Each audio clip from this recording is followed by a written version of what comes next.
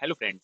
आज हम बात करने वाले हैं फाइनेंशियल अकाउंटिंग बीए प्रोग्राम और बीकॉम प्रोग्राम में आप लोगों को ये सब्जेक्ट देखने को मिल जाएगा।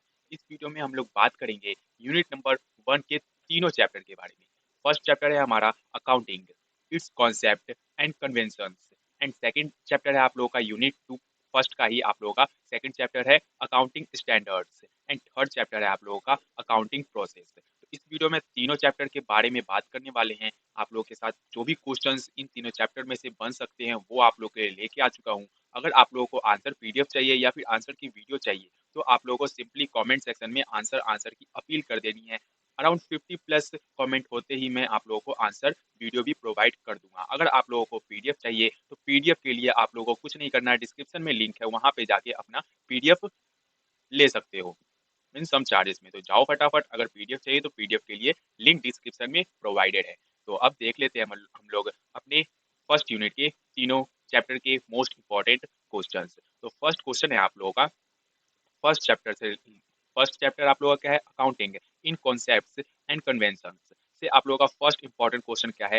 What are the fundamental accounting concept and how do they guide financial reporting and recording.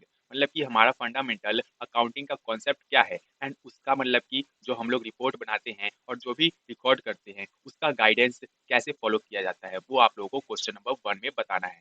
Second question है आप लोगों का what is accrual basis of accounting and how does it differ from the cash basis of accounting।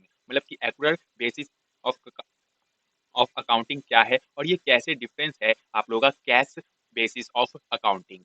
तो आप लोगों को सबसे पहले इसका डेफिनेशन देना है, उसके बाद आप लोगों का कैश बेसिस अकाउंटिंग से कंपेयर करना है इस क्वेश्चन में। थर्ड क्वेश्चन है आप लोगों का what is the concept of materiality in accounting. मतलब कि आप लोगों का मेटेरियलिटी इन अकाउंटिंग का क्या कॉन्सेप्ट है, तो इसको आप लोगों को सिंपली क्या करना है? डिफाइन कर देना है। And why is important in financial reporting. मतलब कि ये जो मेटेरियलिटी है वो हमारा फाइनेंशियल रिपोर्टिंग में क्यों इंपॉर्टेंट रोल है वो भी आप लोगों को इस क्वेश्चन में बताना है। ठीक है, उसके बाद आप लोगों का है next question what are the accounting convention और principle that help ensure consistency and comparability in financial statement. मतलब कि आप लोगों का कौन कौन से प्रिंसिपल सपोर्ट करते हैं कंसिस्टेंसी एंड कंपैरेबिलिटी में, तो वो आप लोगों को इस क्वेश्चन में बताना है। ठीक है, उसके बाद आप लोगों का है next question how do concept of convention and proceed affect accounting reporting and they are and why are they important। मतलब कि जो भी आप लोगों का प्रोसीजर एंड कन्वेंशन होता है वो क्यों इंपॉर्टेंट है फाइनेंशियल रिपोर्टिंग में, वो आप लोगों को इस क्वेश्चन में बताना है। उसके बाद आप लोगों का next question what is the historical cost convention and what are it advantage and disadvantage in accounting. मतलब कि जो भी आप लोगों की हिस्टोरिकल कन्वेंशन थी उसके बारे में आप लोगों को एडवांटेज और डिसएडवांटेज बताना है। उसके बाद आप लोगों का next question how does the concept of consistency impact the presentation of financial information in different periods. Okay, उसके बाद आप लोगों का है next question what is the realisation concept in accounting. Realisation concept क्या है and why is important in revenue recognisation. मतलब कि ये रिवेन्यू रिकॉग्नाइजेशन में क्यों इंपॉर्टेंट रोल प्ले करता है। उसके बाद आप लोगों का है next question how do the concept of going concern and entity concept affect the preparation of financial effect statement. मतलब कि फाइनेंशियल स्टेटमेंट जो हम बनाते हैं उसमें हमारा कंसर्न एंड एंटिटी कॉन्सेप्ट कैसे अफेक्ट करता है वो हमें इस क्वेश्चन में बताना है। नेक्स्ट क्वेश्चन है आप लोग का what are the limitation of accounting concept and convention. हमारा अकाउंटिंग कॉन्सेप्ट एंड कन्वेंशन के क्या क्या लिमिटेशन है, क्या क्या ड्रॉबैक है and how do they impact the accuracy and relevance of financial information. और ये हमें कैसे फाइनेंशियल इंफॉर्मेशन में एक्यूरेसी एंड रिलेवेंस प्रोवाइड करता है। ठीक है, और ये आप लोगों का आ चुका है चैप्टर नंबर 2 अकाउंटिंग स्टैंडर्ड्स। तो इस चैप्टर से आप लोगों का फर्स्ट इंपॉर्टेंट क्वेश्चन बनता है कि what are accounting standard and why they are important in financial reports. Okay, उसके बाद आप लोगों का है next question how are accounting standards develop and updated and who is responsible for setting them. मतलब कि जो भी अकाउंटिंग स्टैंडर्ड है वो कैसे डेवलप हुआ और उसको कैसे अपडेट किया जाता है और ये इसके पीछे कौन रिस्पॉन्सिबल होता है इन चीज़ों को मॉडिफाई करने के लिए। नेक्स्ट क्वेश्चन है आप लोग का what is significant of international financial reporting standard IFRS and journal accepted accounting principle GAAP in accounting standard. मतलब कि आप लोग कैसे सिग्निफाई करोगे इंटरनेशनल और जो भी ये country wise general acceptance accounting principle होता है उसको वो आप लोग को इस क्वेश्चन में बताना है। नेक्स्ट क्वेश्चन आप लोग का, what are the relationship between accounting standard and legal और regulatory requirement in specific judicious.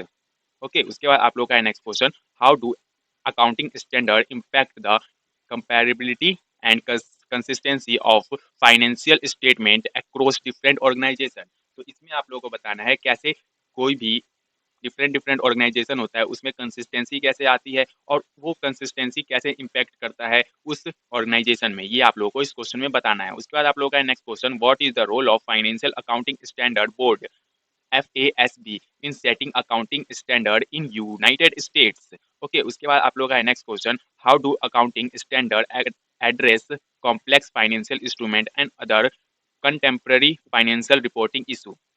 Okay, उसके बाद आप लोग का next question, what is the role of international accounting standard board IASB in the development of global accounting standard. Okay, उसके बाद आप लोग का next question, how do change in accounting standard such as the transition to new standard like IFRS 16 for ledger affect financial reporting and analyze। उसके बाद आप लोगों का last question, what are the challenges and criticisms associated with accounting standard and how can these issues be addressed to improve financial reporting। ठीक है, मतलब कि इसमें आप लोगों को चैलेंजेस को भी लिखना है एंड प्रीसियस एसोसिएशंस को भी लिखना है अकाउंटिंग स्टैंडर्ड के रिस्पेक्ट में, और वो कैसे एड्रेस किए जाते हैं और उसको कैसे इम्प्रूव किया जाता है वो आप लोगों को लिखना है इसमें। अब यहाँ पे देखते हैं चैप्टर नंबर 3 अकाउंटिंग प्रोसेस। तो फर्स्ट क्वेश्चन आप लोगों का बनता है, account what is accounting cycle and what are the key step included in it, और इसमें क्या क्या की इंक्लूडेड होते हैं। ओके, उसके बाद आप लोगों का next question, how do you identify and analyse financial transaction before recording them in the accounting record. हम जो भी फाइनेंशियल ट्रांजैक्शन करते हैं उसको लिखने से पहले हम लोग क्या क्या रिकॉर्ड करते हैं उसमें। उसके बाद आप लोग का next question, what is the double entry accounting system, मतलब कि डबल एंट्री अकाउंटिंग सिस्टम क्या है and why is important in accounting process, और ये इंपॉर्टेंट क्यों है अकाउंटिंग प्रोसेस में। ओके, उसके बाद हमारा जो नेक्स्ट क्वेश्चन है, what are journal entry made, मतलब कि जर्नल एंट्री कैसे बनाते हैं and how do they impact the journal ledgers, और ये जर्नल लेजर्स में कैसे इम्पैक्ट डालते हैं वो आप लोग को बताना है। उसके बाद आप लोग का next question, what is trial balance and what is the purpose in the accounting process, और इसका क्या पर्पस होता है ट्रायल बैलेंस का अकाउंटिंग प्रोसेस में।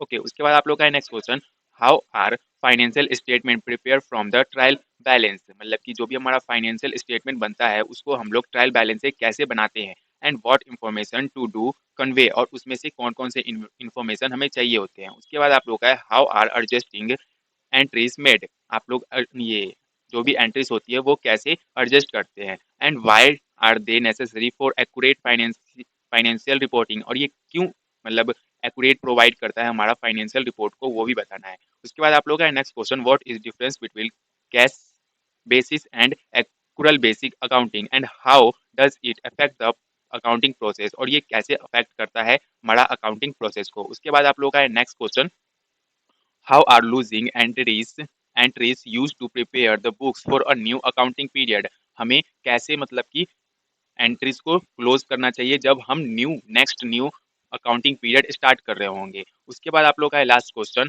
And very important, what is the role of accounting software and technology in streamlining the accounting process, मतलब कि हमारा जो भी सॉफ्टवेयर आज के टाइम में अवेलेबल है वो कैसे मदद करता है हमको मतलब कि अकाउंटिंग में, तो वो आप लोग को इसमें लिखने हैं। अगर इसका आप लोग का पीडीएफ चाहिए तो लिंक डिस्क्रिप्शन में है, आप लोग जाकर लिंक से भी कर सकते हो। अगर आप लोग का आंसर का वीडियो चाहिए तो बस मेरे को कमेंट कर देना, मैं आप लोग को आंसर का वीडियो भी प्रोवाइड करवा दूंगा। तो मिलते हैं नेक्स्ट वीडियो में नेक्स्ट यूनिट के साथ। Thank you.